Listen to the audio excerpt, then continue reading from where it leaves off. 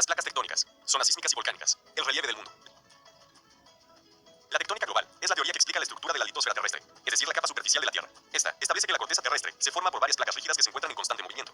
De acuerdo a la teoría de la tectónica global, hay placas que forman la superficie de la Tierra. Esta teoría explica la formación de cadenas montañosas y la agrupación de volcanes en regiones concentradas de la Tierra. La teoría de la tectónica global se divide en dos partes: la teoría de la deriva continental y la teoría de la expansión de los fondos oceánicos. Teoría de la deriva continental.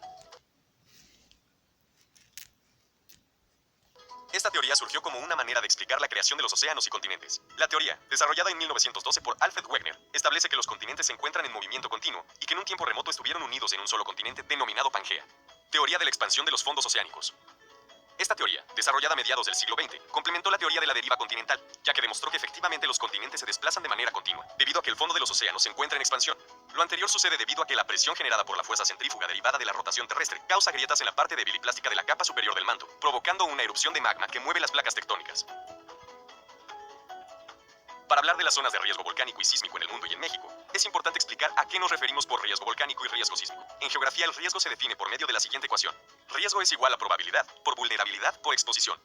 Riesgo volcánico es la probabilidad de que la actividad de un volcán afecte al ser humano. Se determina por los periodos de tiempo que transcurren entre las erupciones u otras actividades de un volcán. En la medida que estos lapsos de tiempo son más cortos, el riesgo volcánico es mayor.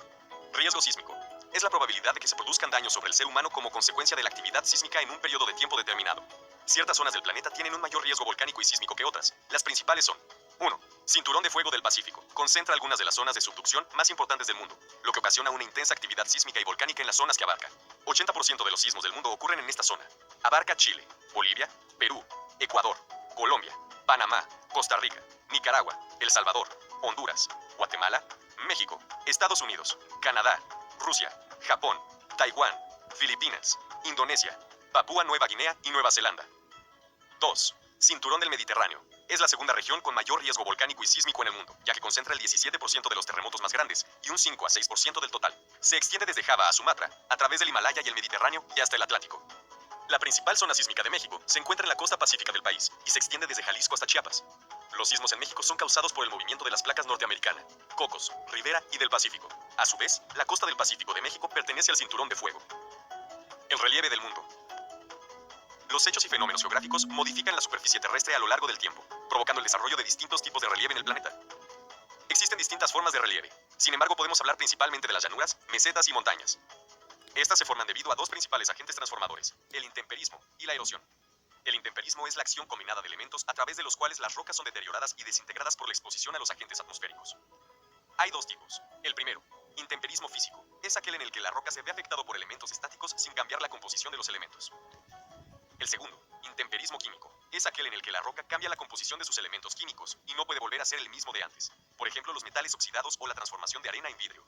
La erosión sucede cuando las rocas se desgastan a causa del contacto continuo con elementos de la naturaleza. Por ejemplo, las corrientes marinas, los ríos, el viento, entre otros. Las llanuras son regiones planas o con ligeras ondulaciones que se caracterizan por tener una altura por debajo de los 500 metros a nivel del mar. Las mesetas son regiones planas que se ubican por arriba de los 500 metros a nivel del mar. Presentan bruscos cambios de temperatura y se generan a partir del choque entre dos placas tectónicas o por el surgimiento de mesetas submarinas. Las montañas son elevaciones naturales del terreno, cuya cima se encuentra 700 metros por arriba del terreno base y poseen pendientes. Una agrupación de montañas se conoce como sierra o cordillera. Algunas de las principales montañas son el Monte Everest, en la cordillera de los Himalayas, y el Mont Blanc, en Europa. En México se encuentran los siguientes sistemas montañosos: la Sierra Madre Oriental, la Sierra Madre Occidental, Sierra de Baja California, Sierra Madre del Sur y el eje volcánico transversal. La montaña más alta de México es el Pico de Orizaba, con 5.610 metros de altura sobre el nivel del mar. Por lo general, la población se concentra en las zonas de relieve, que facilitan desarrollar una vida acorde con las tradiciones humanas. Por lo tanto, las grandes poblaciones humanas se han concentrado en llanuras o mesetas, puesto que al ser planas y presentar pocos cambios bruscos de temperatura, facilitan la agricultura, la ganadería y el transporte. Por el contrario, pocas poblaciones se han asentado en montañas, debido al rápido cambio climático y la infertilidad del suelo, así como a la poca concentración de agua. Repasemos el contenido de esta lección. Revisamos la teoría de la tectónica global, que explica el movimiento de las placas tectónicas, así como la formación de los continentes. Aprendimos que el riesgo volcánico y riesgo sísmico se determina a partir de la probabilidad, el daño y la frecuencia con la que ocurre la actividad volcánica y sísmica en distintas zonas geográficas. Vimos los procesos de intemperismo y erosión que dan lugar a la formación de las principales formas de relieve: llanuras, mesetas y montañas, mismas que se distinguen de acuerdo con su altura y clima. Por último, aprendimos la distribución de las principales formas de relieve en el mundo y la conexión entre la distribución de la población y estas. Repasa el contenido de la lección resolviendo los ejercicios de